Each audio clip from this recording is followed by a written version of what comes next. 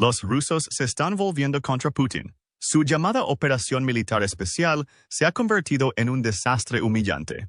Lo que se suponía que iba a durar 2 semanas se prolongó durante más de 2 años.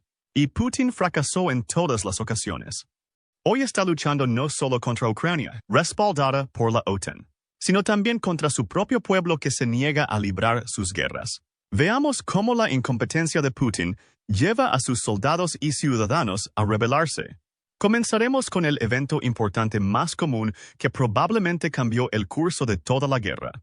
Ataque ucraniano a Kursk. Se trata de un cambio significativo en la tenue dinámica de la guerra entre los dos bandos. Durante 30 meses, Rusia fue el agresor obvio, adentrándose cada vez más en Ucrania. Los ucranianos estaban dispersos, tratando de defender sus tierras y reprimir a los rusos, aunque la primera ola de ataques que casi llegó a la capital de Ucrania, Kiev, finalmente se retrasó hasta finales de 2022. Esto no ha impedido que Putin mantenga su retórica y estrategia bélicas. Antes de la invasión de Kursk, los objetivos de Putin eran simples: ocupar la mayor cantidad posible de Ucrania, lo más rápido posible y por cualquier medio necesario. Y la retórica de los informes de prensa del Kremlin funcionó a favor de Putin. Aseguraron a los ciudadanos que todas las causas menores de esta operación militar especial eran responsabilidad de los ucranianos y que el ejército ruso pronto las reprimiría y restablecería la paz en Rusia. Por supuesto, estos informes solo tuvieron éxito gracias al cuidado con el que Rusia logró distorsionar la narrativa. El Kremlin dividió al pueblo ruso en 2 grupos: la población urbana, que vivía en Moscú y otras ciudades importantes lejos de la guerra y no tenía nada que temer, y la población rural, que estaba a disposición del Kremlin con múltiples rondas de reclutamiento y lucrativos contratos de reclutamiento. Pero hablaremos de eso más adelante.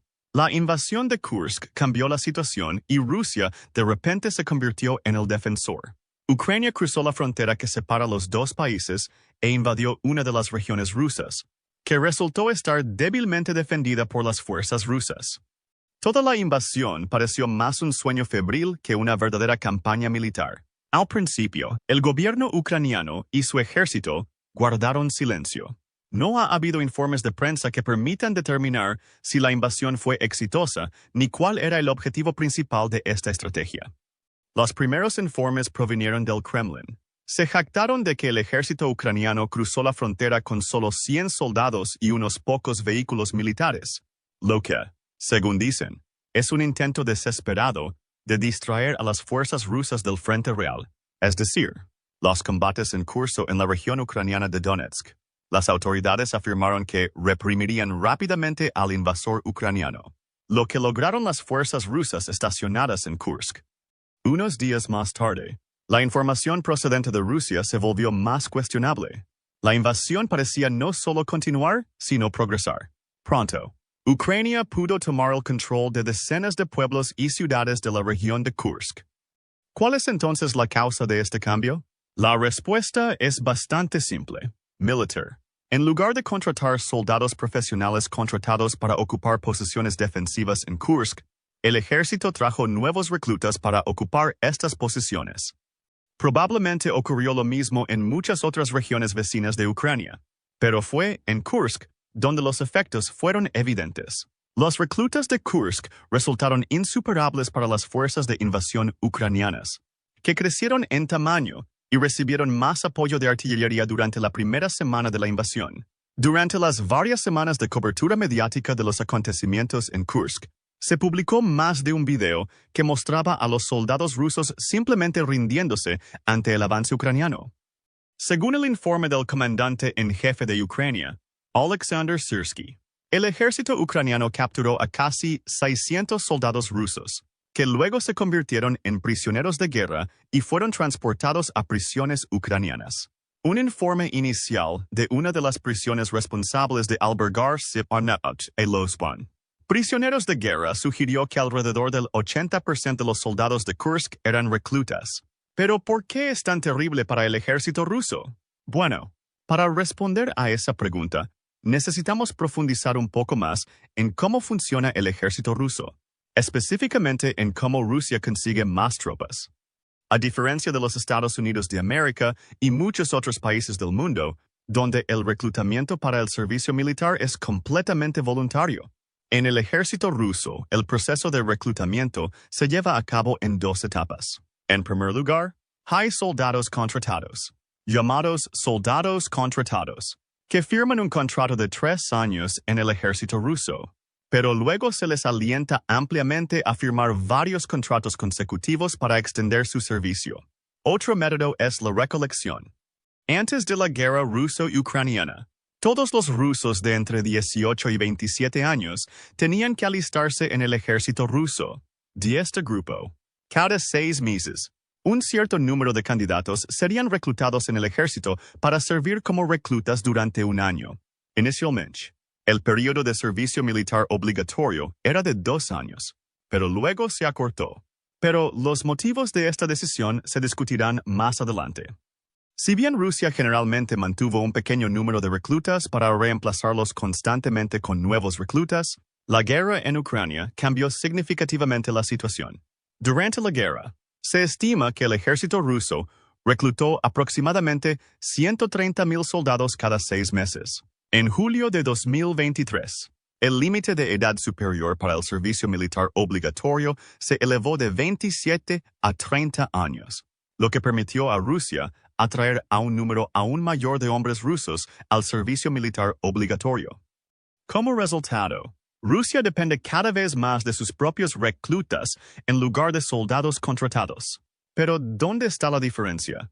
Te preguntarás. En primer lugar, a los soldados contratados se les paga por servir en el ejército. Y muy bien.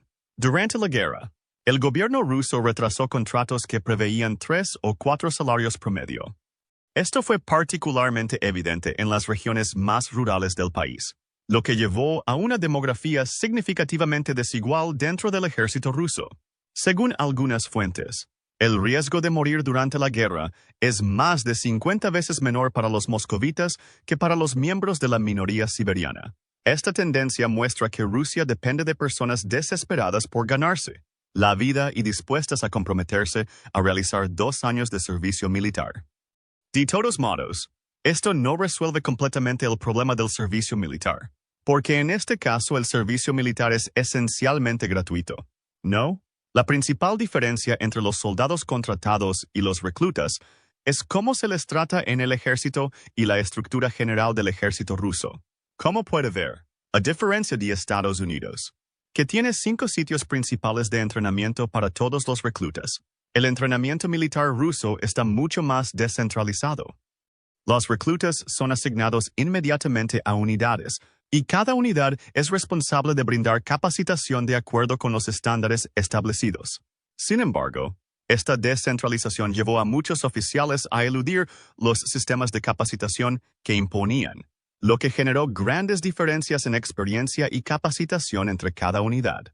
Además, debido a que los reclutas solo sirven un año, generalmente no reciben el mismo entrenamiento o calidad que los soldados contratados. Normalmente, los reclutas no participan en muchas simulaciones de combate y sus funciones en el ejército son en su mayoría auxiliares, como limpiar, cocinar o conducir. Si se asignan a soldados, generalmente realizan funciones administrativas o superficiales, como realizar ceremonias o manejar equipo militar. Esto ha llevado a una visión un tanto desdeñosa de los reclutas en todo el ejército ruso, haciéndolos parecer el último refugio del ejército y el escalón más bajo del ejército. La situación empeora por el hecho de que el ejército ruso no puede enviar legalmente reclutas a misiones en el extranjero, incluso si estuvieran dispuestos a luchar. Su papel militar es defender a Rusia contra ataques extranjeros, no dirigir el ataque. Todo esto significó que incluso en el apogeo de la guerra ruso-ucraniana, había cierta creencia de que no se encontrarían reclutas cerca de la línea del frente, que ahora se encontraba en lo más profundo del territorio ucraniano. Sin embargo, todo cambió con la invasión de Kursk. De repente, Ucrania se convirtió en el agresor en suelo ruso y los reclutas fueron lanzados al combate tan mal preparados y mal equipados como siempre. Teniendo en cuenta todo lo anterior, Queda bastante claro por qué hubo una ola de capitulación en Kursk y por qué el ejército ruso no logró ocupar las tropas en la región. Habiendo abierto las compuertas en territorio ruso, Putin ahora tiene todos los medios e incentivos para enviar reclutas para defender Rusia. Y este es un precedente particularmente peligroso, dado lo que les sucedió a los reclutas en campañas anteriores. Para ello, tendremos que retroceder en la historia, a la época en la que aún existía la Unión Soviética. Durante la era soviética, el ejército ruso contaba con varios millones de reclutas, lo que lo convertía en uno de los reclutas más numerosos del mundo. A diferencia de hoy, estos reclutas podrían movilizarse fácilmente para cualquier conflicto. Finalmente fueron enviados a luchar en Afganistán de 1979 a 1989. La guerra, conocida como Vietnam soviético, resultó ser uno de los últimos clavos en el ataúd de la Unión Soviética, pero no estuvo exenta de pérdidas significativas. Se estima que cuando la Unión Soviética se retiró de Afganistán, alrededor de 15,000 soldados habían muerto. Aunque este número fue pequeño en comparación con las bajas de la guerra actual, las muertes de estos soldados, la mayoría de ellos reclutas, provocaron un profundo descontento con el régimen soviético y las instituciones públicas. Los soldados que sobrevivieron a la guerra fueron rápidamente olvidados ante los cambios radicales provocados por él, colapso de la Unión Soviética, y comenzaron a buscar oportunidades en otros lugares para desarrollar sus carreras militares. Cuando Putin llegó al poder, los veteranos afganos fueron reintegrados y recompensados por su valentía y contribución al país. Estos mismos veteranos se convirtieron en firmes partidarios del régimen de Putin, lo que puede ser una de las razones por las que los militares estaban tan dispuestos a llevar a cabo operaciones ofensivas en el extranjero. Pero la vida para el recluta promedio solo empeoraría. Después de la guerra de Afganistán, a mediados de los años 1990, estalló la Primera Guerra Chechena, que dejó alrededor de 10,000 muertos del lado ruso. Como Rusia veía a Chechenia como una república soviética a punto de reunificarse con la Federación, envió reclutas a luchar en una sangrienta guerra civil que mató a hasta 100,000 civiles y desplazó a 500,000 de personas del país. Se han reanudado las protestas contra el régimen y la opinión pública sobre el envío de reclutas a la guerra ha caído a su nivel más bajo. En última instancia, fue la guerra en Chechenia la que llevó a la Federación Rusa a firmar una ley que prohibía el envío de reclutas al extranjero, a pesar de que el país mantenía el servicio militar. Como resultado, aunque el servicio militar es teóricamente obligatorio en Rusia, muchas familias han hecho todo lo posible para evitar a los hombres jóvenes en la medida de lo posible. Se descubrieron y confirmaron enfermedades y los hombres fueron enviados a la educación superior. Una forma de evitar el servicio era ser un estudiante activo, como explica Ian Garner, historiador de las guerras rusas. Evitar el servicio militar obligatorio en Rusia es prácticamente una forma de arte. A medida que la guerra entre Rusia y Ucrania pasó de ser una guerra relámpago a un conflicto de desgaste, y Putin anunció la primera ola de reclutamiento militar, muchos rusos aumentaron sus esfuerzos para evitar el reclutamiento. A finales de 2022, nada menos que 900,000 personas habrían abandonado el país. No todos eran aptos para el servicio, pero estos hombres se llevaron a toda su familia y sus vidas para escapar del ejército ruso.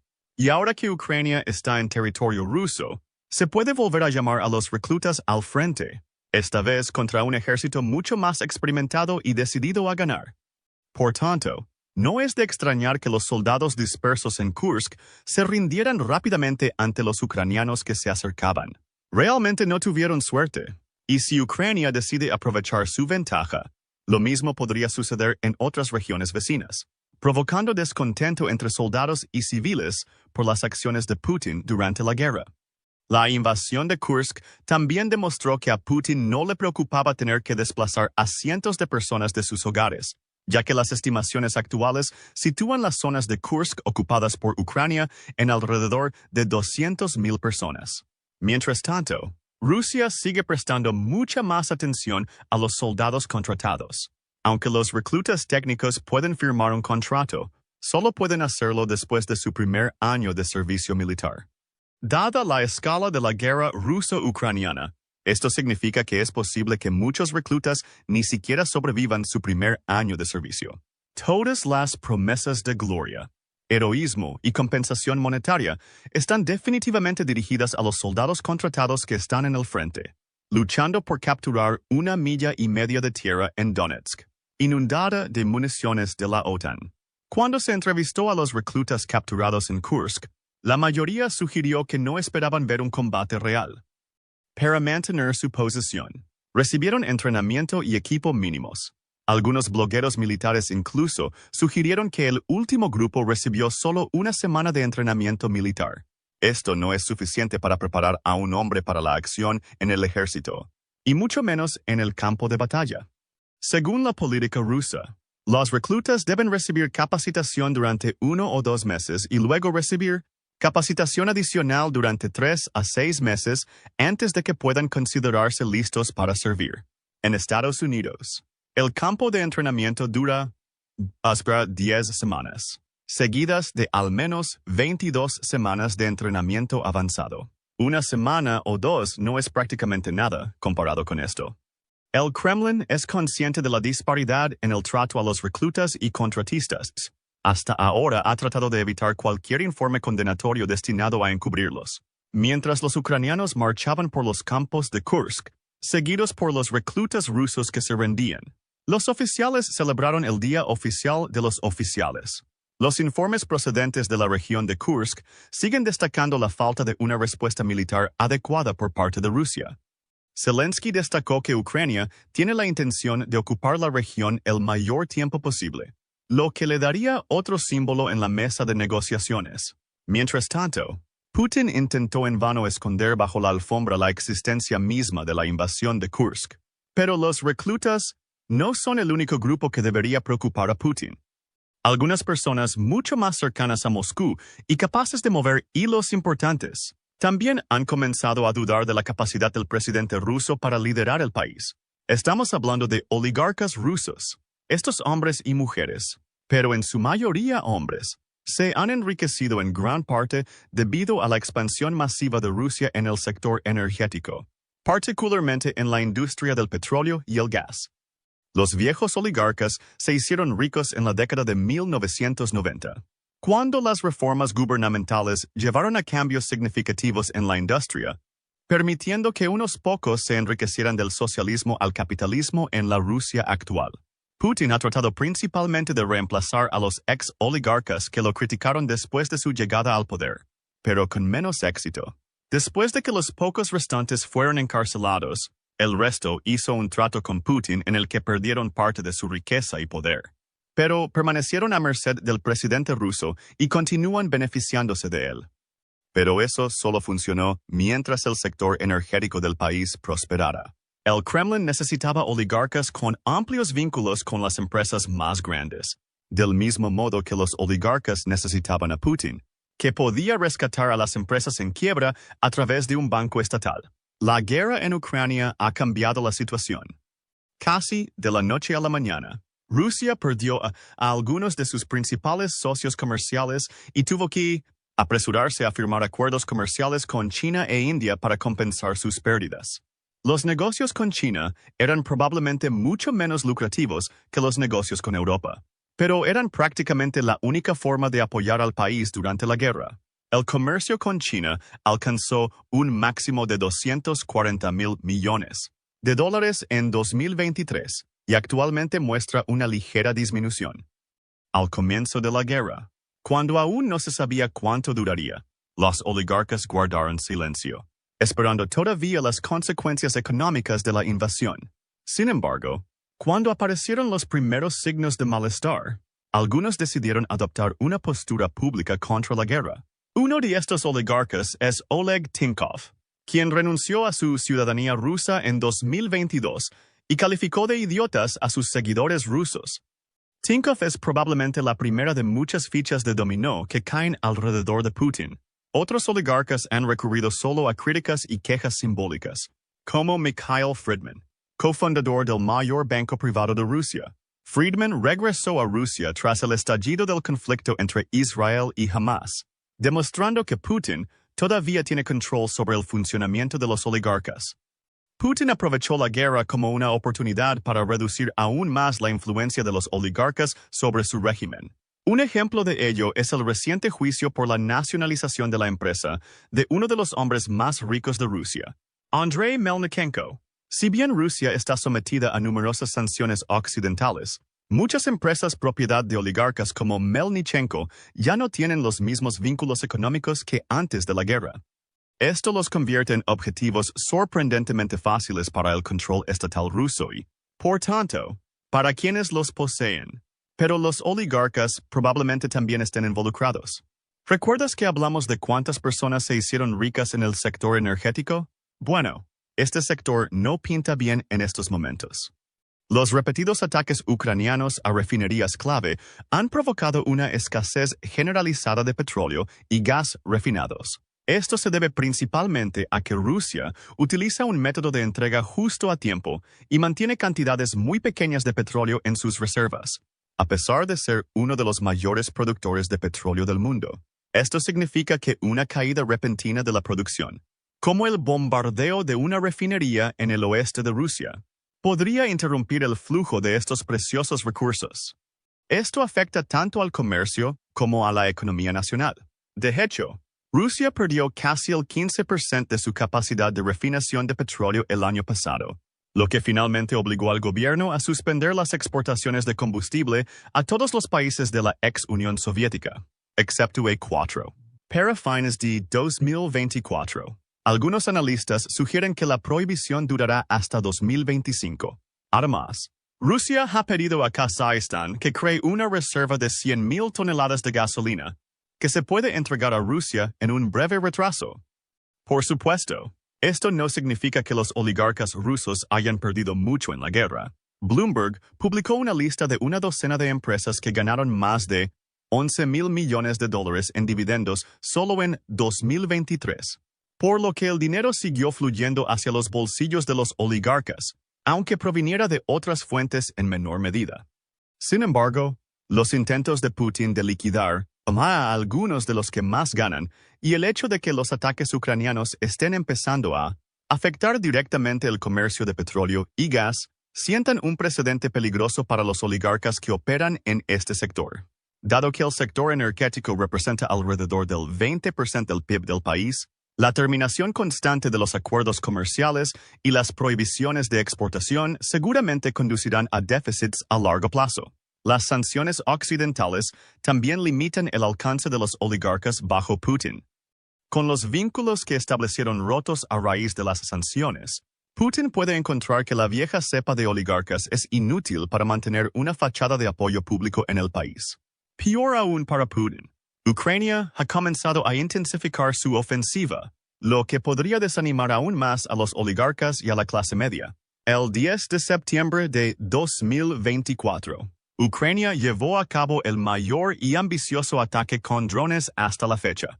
Se enviaron más de 140 drones para atacar profundamente el territorio ruso. Este es el segundo ataque de este tipo, tras un ataque anterior el 21 de agosto en el que participaron 45 drones.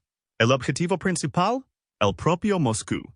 Si bien el ataque inicial de agosto fue completamente interceptado por las defensas aéreas rusas, el ataque de septiembre mató al menos a una persona y destruyó decenas de viviendas en el centro urbano de Rusia. El caos resultante desvió 50 aviones hacia Moscú. Esta es la primera vez que Ucrania ataca la capital rusa y probablemente sea un presagio de futuros ataques. Con estos ataques con drones, Ucrania ha enviado una señal clara a Putin. Rusia ya no está a salvo. Los ataques podrían tener una profunda resonancia en las comunidades de Moscú, que hasta ahora no han sido afectadas en gran medida por la guerra misma. Combinados con el hecho de que Ucrania logró apoderarse de más territorio ruso, en un mes del que había logrado la ofensiva rusa en los 7 años anteriores. Estos ataques sentaron un precedente peligroso para Putin. Es posible que el Kremlin ya no pueda ocultar la verdad sobre la guerra. Y si los problemas de reclutamiento persisten, es posible que Rusia tenga que recurrir a recursos que no ha utilizado durante algún tiempo. Clase media y alta en las grandes ciudades. Sorprendentemente, Esto significa un nuevo ataque a los oligarcas rusos. Incluso si pudieran seguir los acontecimientos desde la barrera y recaudar dinero, los rusos ricos se encuentran actualmente en una situación muy difícil. Sus negocios corren el riesgo de ser absorbidos por el Estado. Su flujo de caja está limitado por las prohibiciones de exportación, y a sus hijos se les podría pedir que mueran debido al frágil ego de Putin. Incluso la nueva ola de élite rusa está empezando a sentir este dolor. El auge del sector energético desde hace algún tiempo ha provocado una reacción en cadena en la que otros sectores han quedado atrás. China ha intervenido para tomar las riendas y crear un cuasi monopolio de bienes de consumo, desde teléfonos inteligentes hasta automóviles y equipos agrícolas. Dado que la producción nacional está bajo ataque, no hay razón para seguir haciendo negocios si es más barato comprar en el extranjero. Como resultado, Putin se encuentra en curso de colisión con las mismas personas que apoyaron su reinado sobre la política rusa. Si decide tomar una medida extremadamente agresiva, los oligarcas pueden desesperarse lo suficiente como para sacarlo de su puesto de forma permanente. En última instancia, Putin está a punto de perder el apoyo de prácticamente todos los ciudadanos rusos, o al menos de aquellos que pueden influir directamente en la guerra en Ucrania. Si una de estas fichas de dominó comienza a caer, Putin probablemente tendrá que intensificar sus esfuerzos en la guerra en Ucrania para ponerle fin antes de que sea demasiado tarde.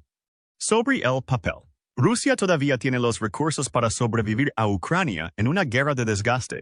Después de todo, mientras Ucrania ha sufrido casi 700,000 bajas militares en los últimos 30 meses, la propia Ucrania ha perdido casi 500,000 de soldados, y Rusia tiene el doble de población que podría ser arrojada a una picadora de carne. Sin embargo, la entrada de Ucrania en territorio ruso renovó el apoyo occidental y Estados Unidos anunció nuevas medidas de ayuda antes de fin de año.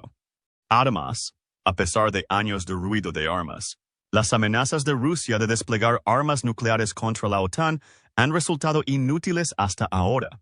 La alianza podría atreverse a enviar equipos militares más avanzados a Ucrania, algunos de los cuales están bloqueados por las mismas amenazas nucleares. El primer lote de 65 cazas F-16 ya sobrevoló Ucrania, y Zelensky ahora puede tener suficiente influencia para exigir más. Si Putin no pone fin a la guerra pronto, alguien más la terminará por él, y eso difícilmente será una ventaja para él. ¿Pero qué piensas? ¿Cuánto durará la guerra? ¿Putin seguirá siendo presidente de Rusia después de ella? Háganos saber en los comentarios a continuación y gracias por mirar. Ahora vea cómo la invasión de Ucrania puso a los civiles rusos en contra de Putin. O haga clic en este otro video.